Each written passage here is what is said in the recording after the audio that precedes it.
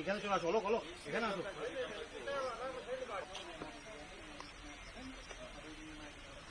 ভাই এখানে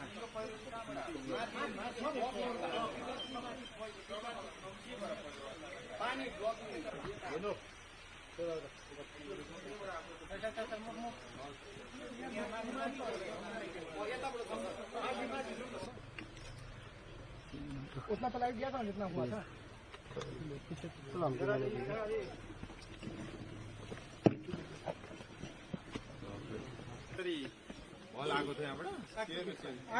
कुछ भी हुआ और मैं इस समय मिरिक में हूँ।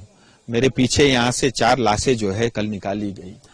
बड़ी दुखद घटना है और ये एक प्राकृतिक आपदा है और करीब 12 घंटे में 300 से 500 मिलीमीटर तक वर्षा हुई है। इसके कारण बहुत बड़ी तबाही मची है और 23 लोगों ने अपनी जान गंवाई है और ये आंकड़े थोड़े और बढ़ भी सकता है। सैकड़ों घर जो है बह के तबाह हो गए हैं। नेशनल हाईवे, ग्रामीण सड़कें सब ब्लॉक है और इसको लेकर के स्वाभाविक रूप से प्रधानमंत्री जी बहुत चिंतित है और वो पूरी इस चीज की मॉनिटरिंग कर रहे हैं और केंद्र सरकार का पूरा सहयोग है और आने वाले समय में परिस्थिति का आकलन लगाकर की जो भी रिपोर्ट स्टेट की तरफ से केंद्र सरकार के पास जाएगी, केंद्र सरकार भरपूर सहयोग करेगा।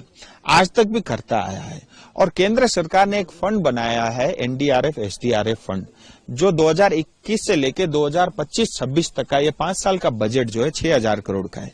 उस 6000 करोड़ में 4500 करोड़ रुपए केंद्र सरकार का ही है।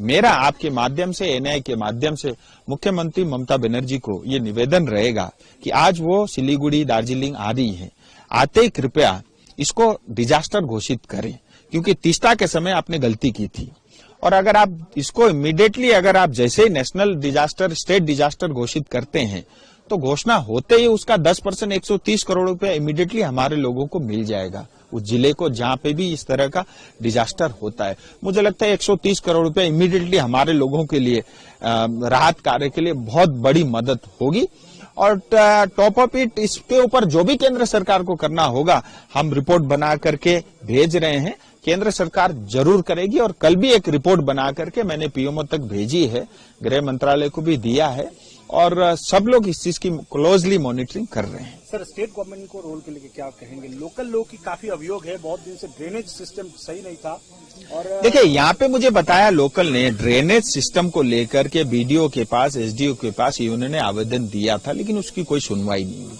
जहां तक केंद्र सरकार, राज्य सरकार का विषय है, टीएमसी सरकार, ममता बनर्जी, वो सरकार है नहीं और खास करके दार्जिलिंग में तो हम सरकारहीन है। सरकार यहाँ दिखता ही नहीं है, यहाँ डिजास्टर डिपार्टमेंट है ही नहीं। आईएमडी ने 3 दिन पहले घोषणा की थी, उसके बावजूद भी किसी तरह का अवेयरनेस कैंपेन नहीं चला, कोई हेल्पलाइन इश्यू नहीं हुआ।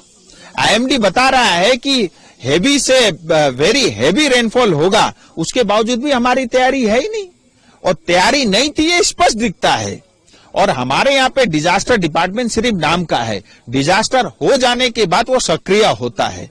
वास्तव में डिजास्टर डिपार्टमेंट को 12 महीने राउंड द क्लॉक काम करना चाहिए, जहां पे भी ऐसी स्थिति हो सकती है भविष्य में उसको ठीक करने के लिए। लेकिन एक हिसाब से पश्चिम बंगाल में पश्चिम बंगाल सरकार के साथ साथ डिजास्टर का डिपार्टमेंट भी सोया हुआ है। और दूसरी बात, नॉर्थ बंगाल की जनता के साथ तो हमेशा कलकत्ता में जो भी सरकार रही है उसने हमको ठगाई है।